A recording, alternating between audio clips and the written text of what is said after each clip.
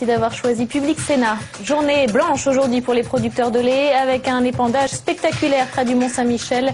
Les agriculteurs réclament un meilleur prix pour leur production. Le ministre de l'Agriculture tente d'apaiser leur colère. Le grand nettoyage de Martine Aubry, 48 000 adhérents qui n'étaient pas à jour de leur cotisation, radiés des listes du parti. Objectif, éviter la fraude et répondre à Ségolène Royal. La grippe A se propage plus vite en France que partout ailleurs en Europe, c'est ce qu'affirme l'Organisation mondiale de la santé. Pour l'instant, pas question pour autant de passer au niveau 6 de l'alerte. Mais d'abord, ces manifestations en Iran, des images qu'on n'avait plus vues depuis 2 mois et demi. Des dizaines de milliers d'opposants à Mahmoud Ahmadinejad ont bravé les mises en garde du régime et sont descendus dans la rue ce matin. Certains ont été violemment réprimés. Fabrice Cunet. Plusieurs dizaines de milliers d'opposants dans les rues, Téhéran n'avait plus vu cela depuis 2 mois. D'abord rassemblés pour montrer leur solidarité avec les Palestiniens, les manifestants ont rapidement lancé des slogans en faveur du candidat malheureux à la dernière présidentielle, Mir Hossein Moussavi. Le bilan de la riposte des forces de police serait lourd, selon une dépêche AFP. Entre 36 et 72 personnes sont décédées et 4000 auraient été arrêtées lors de ces affrontements. Des chiffres à prendre avec la plus grande prudence tant la situation semble confuse et les informations très contrôlées par les médias d'État. Et à l'instant, Hillary Clinton met en demeure Téhéran. L'Iran doit décider maintenant s'il est prêt à discuter, selon la secrétaire d'État américaine. Une décision juste et courageuse, réaction de Vladimir Poutine, le Premier ministre russe, à l'annonce de Barack Obama hier. Les États-Unis vont abandonner le bouclier antimissile en Europe centrale prévu par George Bush. En réponse, Moscou annule les mesures de rétorsion qui étaient prévues, en l'occurrence le déploiement de missiles dans l'enclave russe de Kaliningrad, entre la Pologne et la Lituanie. De son côté, l'OTAN en profite pour proposer à la Russie une coopération renforcée. Marche arrière cette nuit au Sénat. Au moment du vote du texte Grenelle 1, un amendement avait supprimé l'obligation de l'avis conforme des architectes des bâtiments de France pour les constructions dans les zones protégées. Or, les sénateurs étudient actuellement la version 2 du Grenelle et hier, ils ont réintroduit cette obligation. Les explications de Sandra Cerquera. Même si rien n'est encore joué, le Sénat souhaite rendre aux architectes des bâtiments de France tout leur pouvoir et rendre obligatoire leur avis lors de construction en zone protégée. Une nouvelle qui ne manque pas de rassurer les principaux intéressés. Souvent, les architectes dits des bâtiments de France, enfin les gens qui s'occupent des services d'architecture au sein des préfectures, ont empêché des graves erreurs et ont protégé certains sites. Le rôle des architectes des bâtiments de France doit être reconnu par les élus à travers leurs compétences. Et ils ont un vrai travail pédagogique et de compétences à avoir, plus qu'une loi qui souvent est arbitraire et qui leur permet de dire oui ou non. Les architectes regrettent en effet de ne pas être assez écoutés par les maires qui, en zone rurale, causent parfois des dégâts au patrimoine. Aux yeux des sénateurs, cet amendement permet ainsi de renouer le dialogue, pas toujours facile, entre élus et architectes. Vraiment, il est apparu qu'il y avait des difficultés de rapport entre les architectes des bâtiments de France et les maires et que ces rapports n'étaient pas suffisamment fréquents, suivis, de concertation. Et qu'il fallait améliorer, ce contact-là parce que c'est avec lui qu'on peut progresser. C'est au travers de ce contact qu'on peut progresser. Reste à trouver une position commune entre députés et sénateurs et pour les y aider, le ministre de la Culture a mis en place une commission présidée par Nicolas Hulot.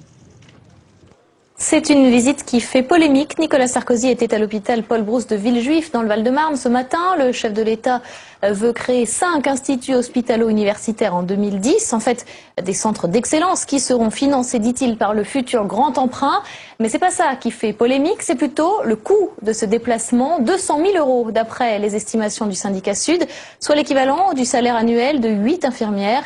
Le gouvernement dément. Nicolas Sarkozy exprime son incompréhension face à cette polémique. 18 mois de prison avec sursis, condamnation en appel de Charles Pasqua dans l'affaire de la vente du casino d'Annemasse qui aurait servi à financer sa campagne électorale européenne. L'ancien ministre de l'Intérieur attend par ailleurs le délibéré de l'Angola Gate le 27 octobre prochain et doit également comparaître devant la Cour de justice de la République dans 2 autres dossiers. La réponse du berger à la bergère. Vous vous en souvenez, Ségolène Royal a demandé à Martine Aubry d'attaquer les auteurs du livre Hold-up, arnaque et trahison si elle estime qu'il n'y a pas eu de fraude. La première secrétaire du parti réplique en dégainant son plan antifraude. Julie Trassard.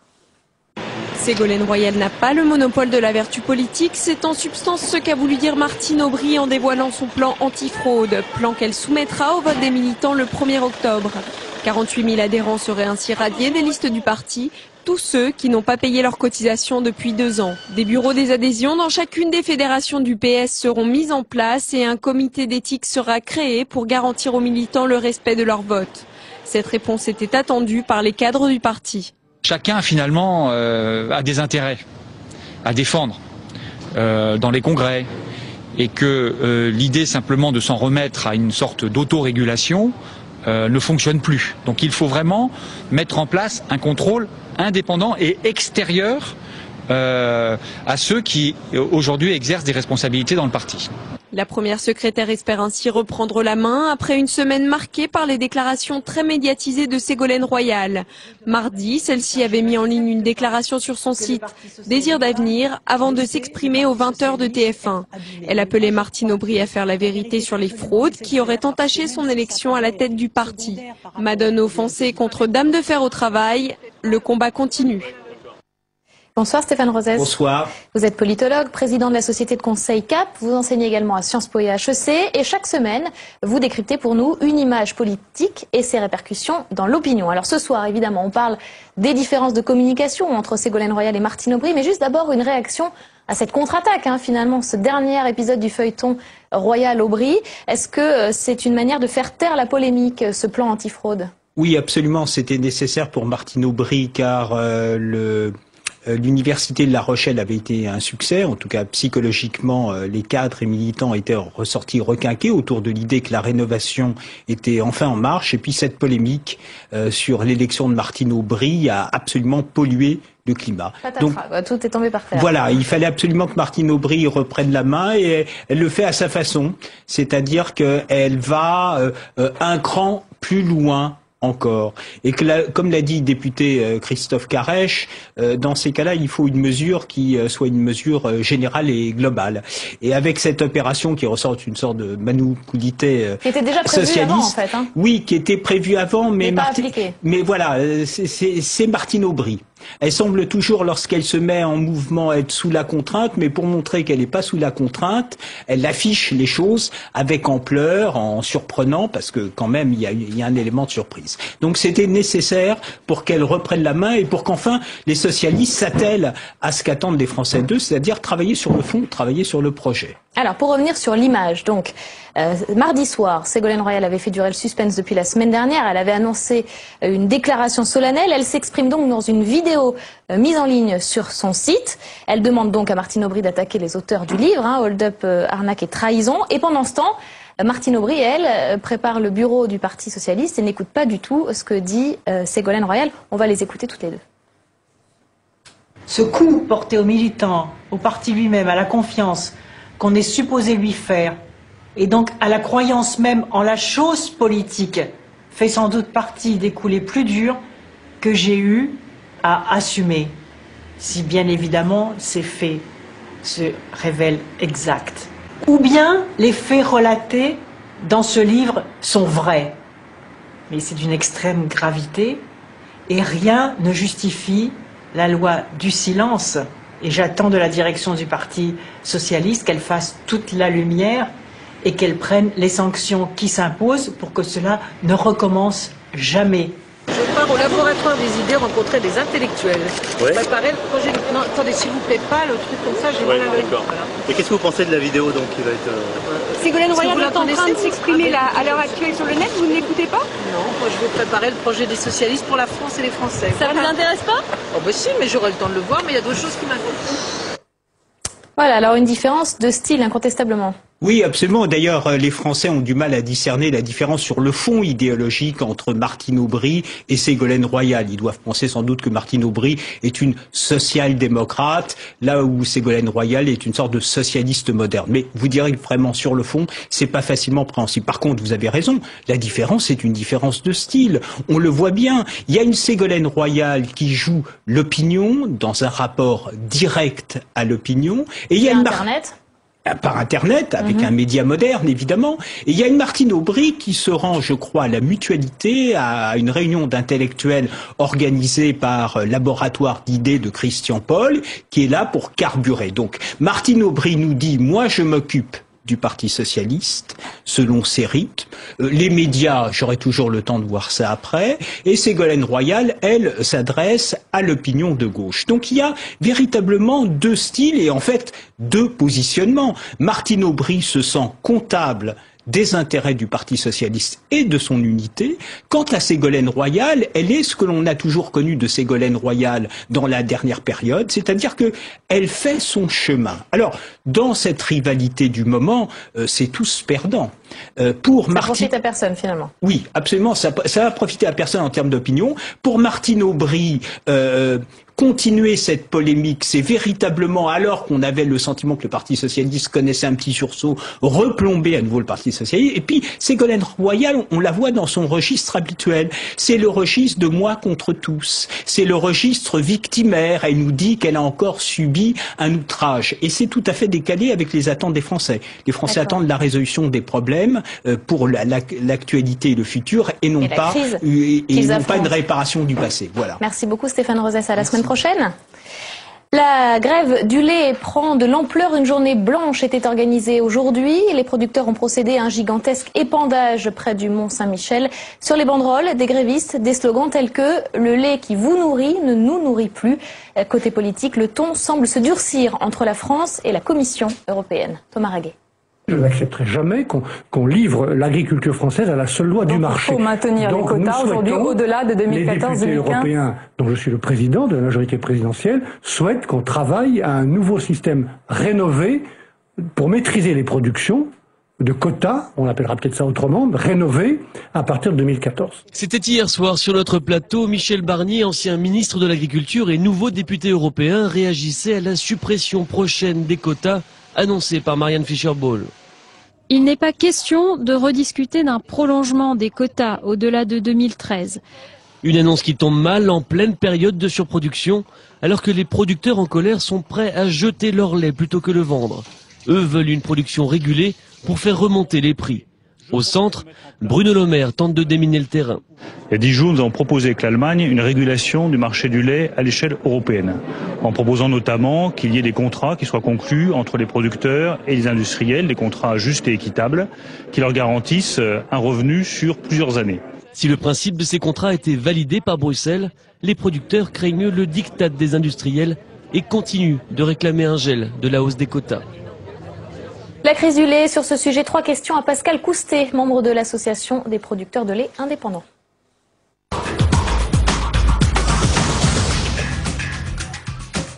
Bonsoir Pascal Coustet. Bonsoir. Vous sortez du ministère de l'Agriculture. Est-ce que vous avez obtenu quelque chose, une avancée?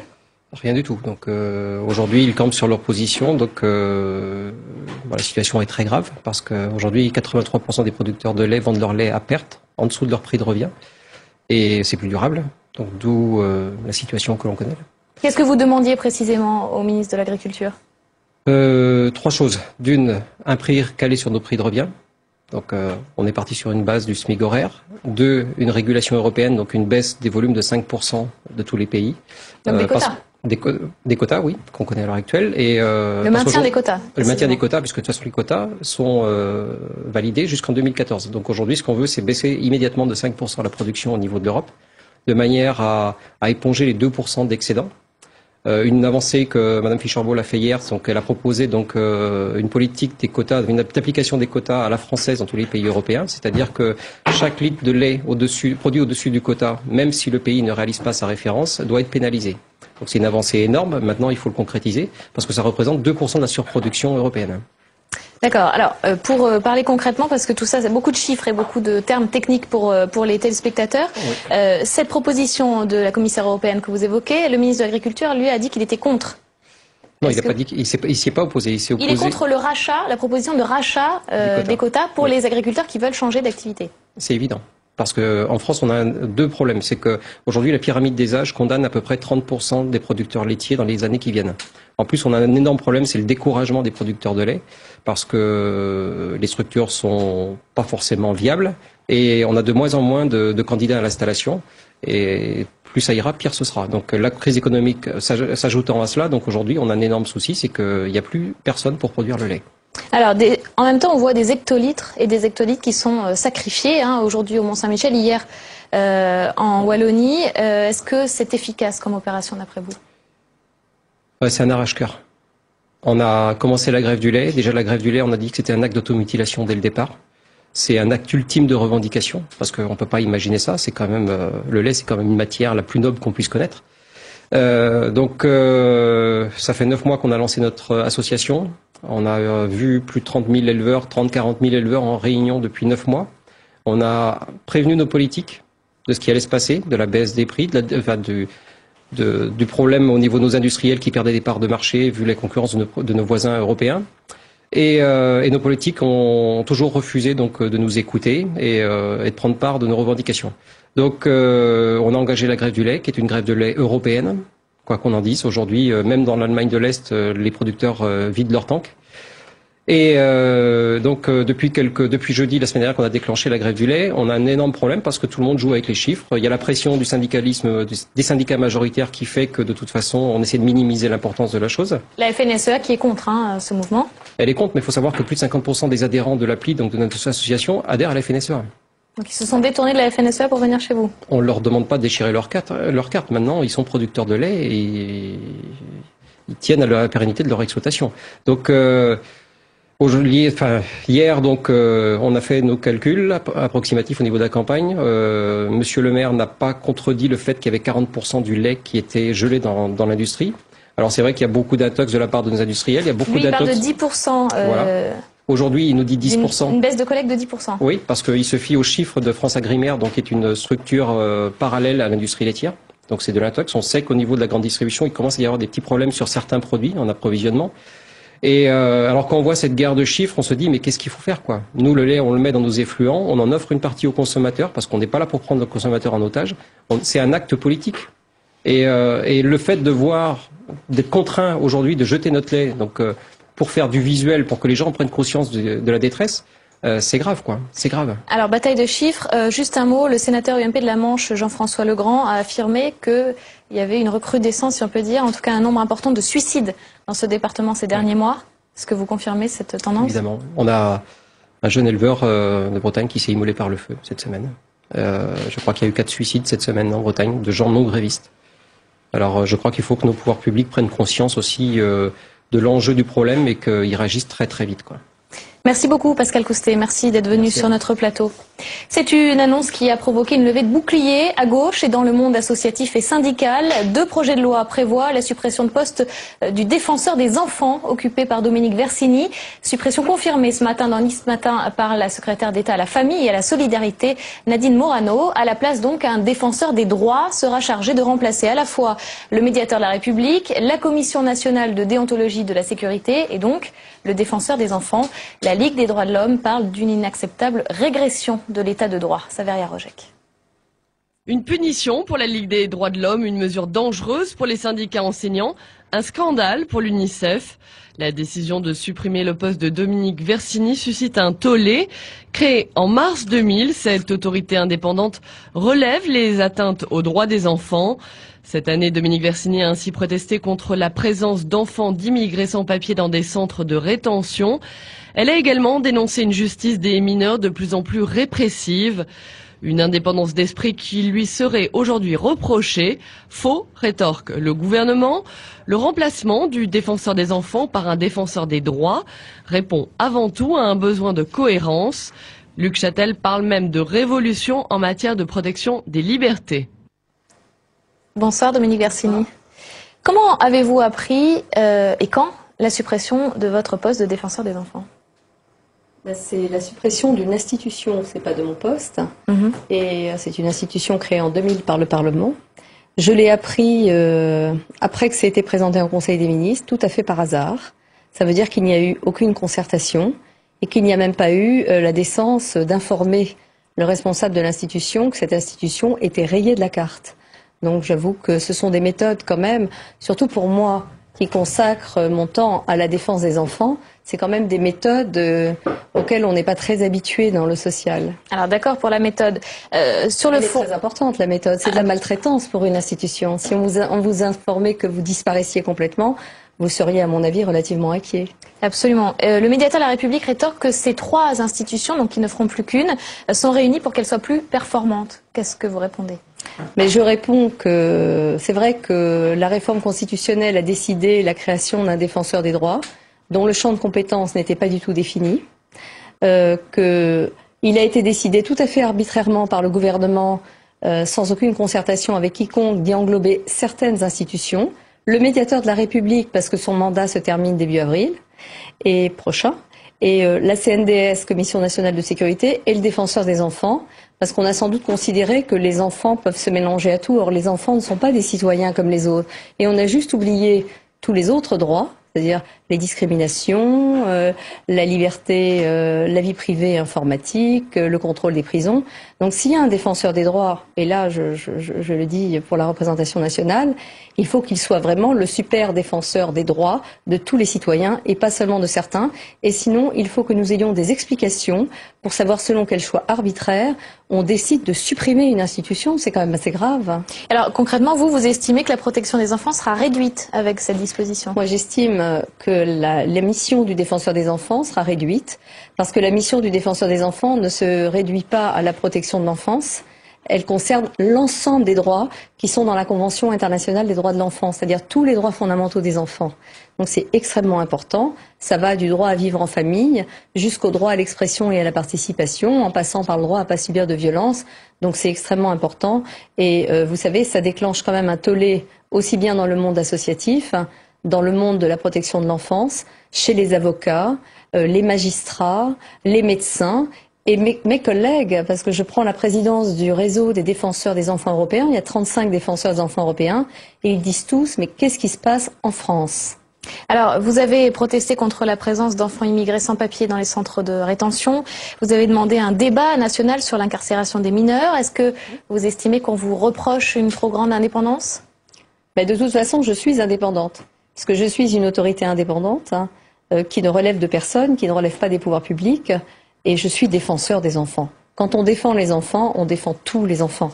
Et moi, je défends les enfants qui ont des droits et qui sont en difficulté avec les administrations et institutions, mais aussi les enfants qui n'ont pas de droits. C'est pourquoi j'ai dit, dans le plus grand respect des institutions, que je considérais que les enfants n'ont rien à faire dans un centre de rétention administrative.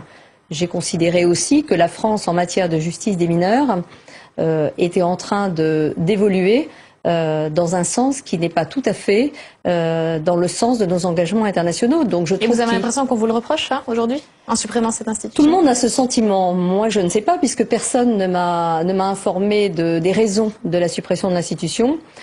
Peut-être que c'est dû à ma liberté de parole, mais je pense que cette liberté de parole, quand on défend les enfants, elle est très importante, surtout quand on le fait de façon très respectueuse. Juste un mot sur la jungle, la fermeture de la jungle annoncée à Calais. Le HCR, le Haut Commissariat aux réfugiés, demande une protection spéciale des enfants non accompagnés demandeurs d'asile. Est-ce que vous pensez qu'il y a un danger là, spécifiquement pour les enfants ? Il y a un danger. De toute façon, tout enfant mineur qui n'est pas avec sa famille et qui se trouve à la rue est de toute façon en danger d'agression, en danger de viol. Et je pense qu'effectivement, pour les enfants, j'ai été, comme vous le savez, secrétaire d'État dans le gouvernement de Jean-Pierre Raffarin. Et j'ai créé les dispositifs pour prendre en charge les mineurs étrangers isolés. Et parce que ce sont des enfants particulièrement en danger, qui arrivent en France avec des réseaux de passeurs, avec des gens dont on ne sait pas qui ils sont par rapport à leur relais familial et qui sont forcément en danger. Tous ces enfants, quand ils arrivent de leur pays vers le nôtre, il leur arrive de se faire agresser, de se faire violer. Et c'est vrai que de toute façon, la Convention internationale des droits de l'enfant que nous avons ratifiée dit que tous les enfants sont égaux en droit. On ne peut pas faire de différence entre les enfants. Et vous voyez, une femme de droite vous le dit, ce qui veut dire qu'il n'y a pas de couleur politique pour dire que les enfants, ça dépasse toutes les considérations politiques. Et c'est pourquoi je regrette vraiment qu'il n'y ait que des hommes et des femmes politiques de gauche qui me soutiennent, parce que pour moi, c'est pas du tout un combat politique, c'est qu'est-ce que c'est que l'enfant et comment est-ce qu'on veut le protéger? Je ne fais pas de différence entre l'enfant qui arrive du Mali et l'enfant du coin de la rue. Merci beaucoup Dominique Versini, merci pour votre témoignage. On passe à notre chronique hebdomadaire cette semaine au Sénat avec Delphine Girard.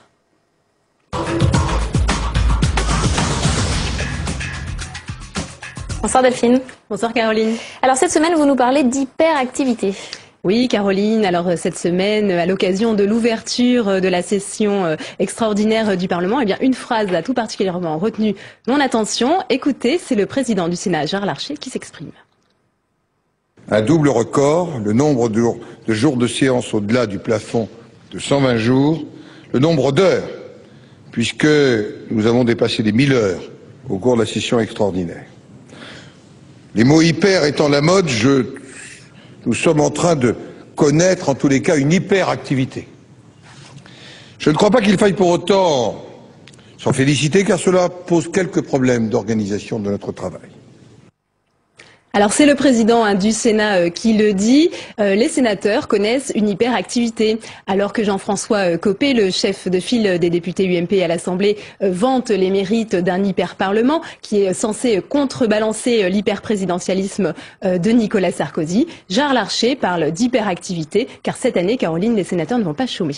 Mais alors apparemment, le président du Sénat, Gérard Larcher, lui, il ne s'en félicite pas vraiment. Non, il ne s'en félicite pas, car cela pose des problèmes d'organisation dans le travail de groupe, dans le travail des commissions, également en séance plénière, mais également dans les départements respectifs des sénateurs.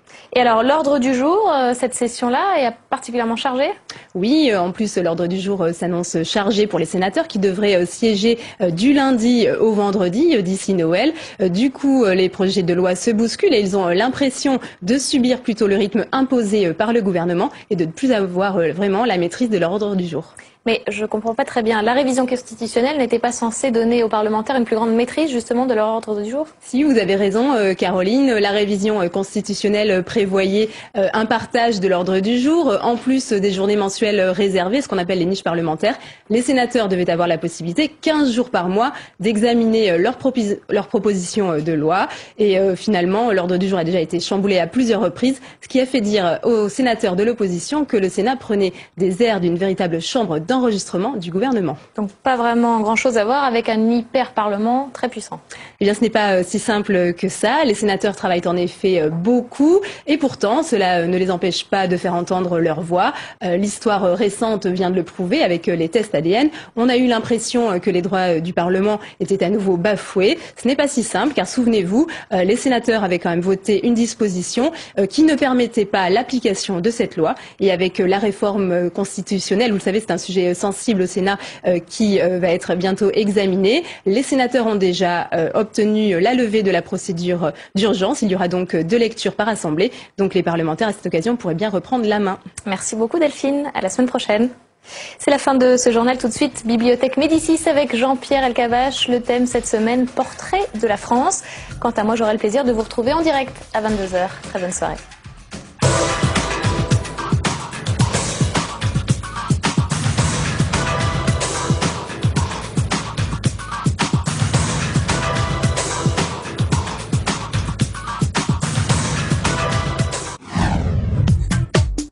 « 1971, au Pérou, des milliers de personnes ont un rêve. Il s'appelle Villa El Salvador. Ni eau, ni électricité, juste du sable et un immense désert. Tout était à faire. 30 ans plus tard, après beaucoup de sueur, d'autogestion et de solidarité, ce rêve est devenu réalité. Ce documentaire nous dresse le portrait d'une ville et de ses habitants au destin exceptionnel. Villa El Salvador, les bâtisseurs du désert. Un documentaire réalisé par Jean-Michel Rodrigo et Marina Pogam.